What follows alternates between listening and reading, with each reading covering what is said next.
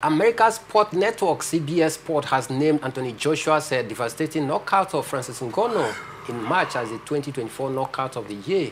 The British-Nigerian boxer, second-round stoppage of the former UFC heavyweight champion Francis Ngannou stood out among several spectacular knockouts in what proved to be an eventful year for the heavyweight boxing champion, talking about Anthony Joshua, who dropped Francis Ngannou in the opening round before landing a heavy right hand for his second knockout in round 2. Seconds later, he unleashed a thunderous overhand right that separated the MMA star from his consciousness, ending his brief unbeaten run in the boxing following a controversial split decision, a loss to Tyson Fury. The recognition adds another accolade to Joshua's impressive 2024 campaign, which saw him compete 3 times and end the year with a record of 28-5 with 25 knockouts. Massive one for Anthony Joshua, despite his devastating loss to Daniel Dubois. That knockout against Francis Ngannou, the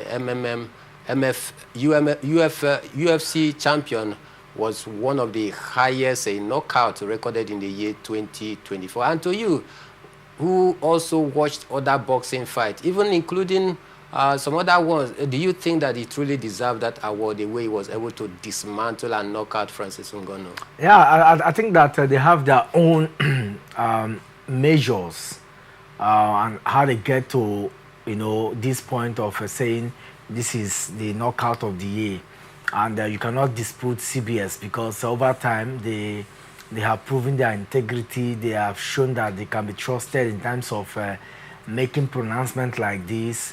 It takes a whole lot for them to come, So I'm sure that they have also consulted with the different boxing, divisions to be sure that this, aligns, because they can be discredited if not proven right. If there's strong argument or debate to their findings and their postulations. But like I said, I think it's good.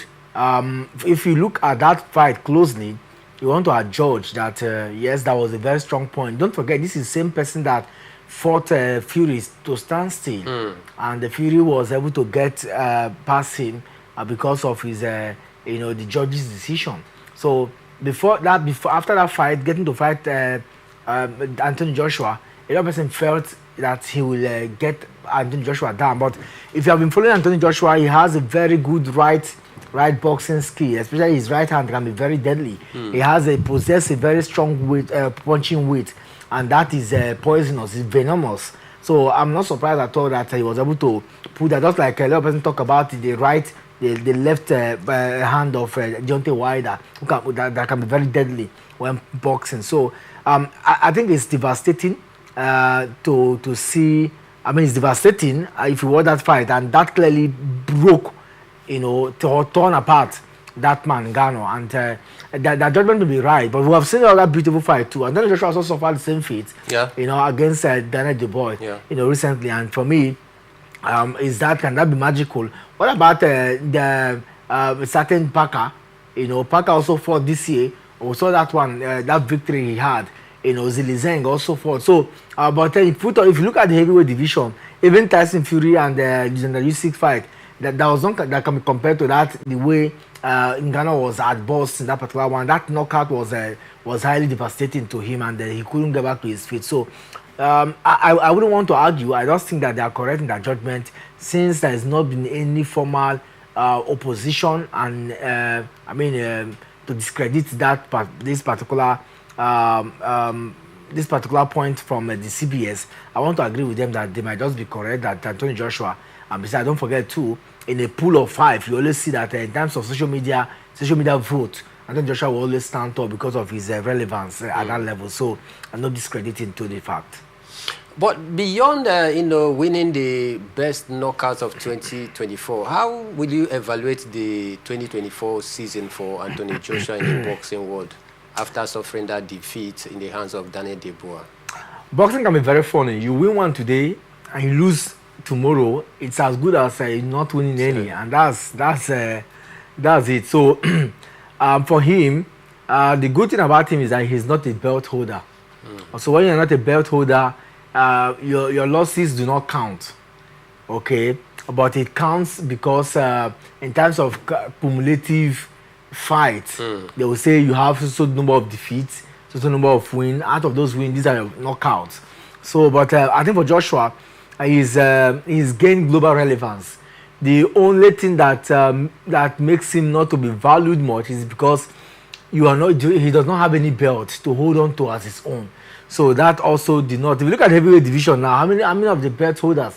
You see, controls 4 belts already. You know, and so 1 belt going the way of the bar. So for Joshua, the target now should be about getting a belt. If he had won that bout against Daniel Dubois, that would have been an ultimate one for him. Maybe even competing, fighting Usyk again. But it's been a mixed year for him. He started brilliantly, not until that fight. Yeah. And I think that he lost consciousness. A lot of things went bad for him in that bout. And I think that mind games too matters a lot in a fight like that. But vis-a-vis, it was a year that Joshua will look back to say, okay, I'm just coming back gradually. Let him move ahead of that bout and see what he stands to gain. I mean, if we stand strong this season, it can be another electrifying moment for him. Of course, it can be another electrifying moment for Anthony Joshua come 2025 if he continues to train hard and stand tall. Of course, presently, he's in Nigeria enjoying his holiday.